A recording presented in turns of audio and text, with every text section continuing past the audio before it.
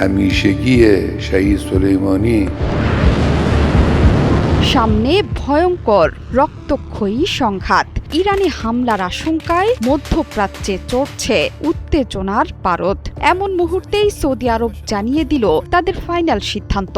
মার্কিন যুক্তরাষ্ট্রের সাথে সৌদি আরবের সুসম্পর্ক থাকলেও মধ্যপ্রাচ্যে নতুন করে রক্তক্ষয়ী সংঘাতের পক্ষে নয় রিয়াদ, সেই কথাই সাফ জানিয়ে দিল সৌদি আরব। ক্রমাগত দমনপীড়ন নিষেধাজ্ঞা সত্ত্বেও যখন পশ্চিমারা পেরে উঠছে না ইরানের সাথে, ঠিক তখনই সরাসরি আঘাতের প্রস্তুতি নিচ্ছে মার্কিন যুক্তরাষ্ট্র।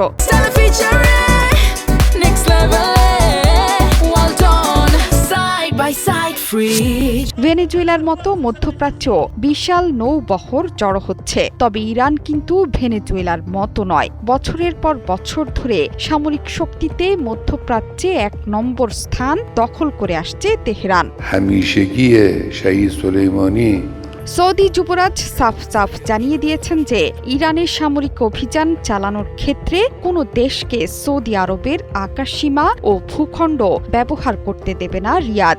এক ফোনালাপে ইরানের প্রেসিডেন্ট মাসুদ পেজেশকিয়ানকে আশ্বস্ত করেছেন যুবরাজ মোহাম্মদ বিন সালমান। ফোনালাপে যুবরাজ বলেন, আঞ্চলিক নিরাপত্তা এবং স্থিতিশীলতা জোরদারে সংলাপের মাধ্যমে মতপার্থক্য মেটানোর যেকোনো উদ্যোগকে সমর্থন করে সৌদি আরব। সৌদি আরবের এই সিদ্ধান্তকে স্বাগত জানিয়েছেন ইরানি প্রেসিডেন্ট মাসুদ পেজেশকিয়ান।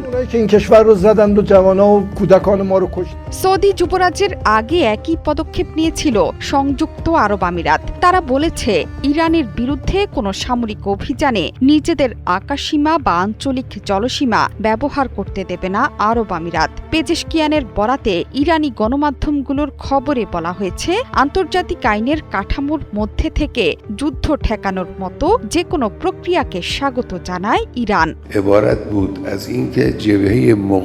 বর্তমানে মধ্যপ্রাচ্যে অবস্থান করছে মার্কিন বিমানবাহী রণতরী আব্রাহাম লিঙ্কনের বিশাল এক আর্মাডা। এই অঞ্চলে থাকা মার্কিন বাহিনীর নিরাপত্তা এবং ইরানে হামলার জন্য সেখানে এসব সামরিক সরঞ্জাম পাঠিয়েছেন মার্কিন প্রেসিডেন্ট ডোনাল্ড ট্রাম্প। অবশ্য ট্রাম্প গত সপ্তাহে একটি নৌবহর ইরানের দিকে এগোচ্ছে উল্লেখ করে বলেছিলেন, তবে এটি যেন ব্যবহার করতে না হয়।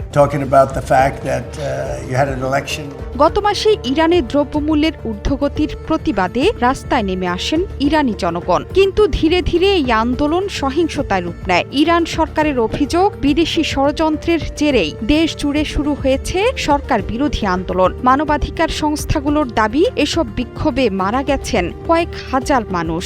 পরবর্তীতে আয়াতুল্লাহ খামেনিও বিষয়টি স্বীকার করে নিয়েছিলেন। এসব হত্যাকাণ্ডের পেছনে পশ্চিমা গোষ্ঠীকেই দায়ী করেন তিনি।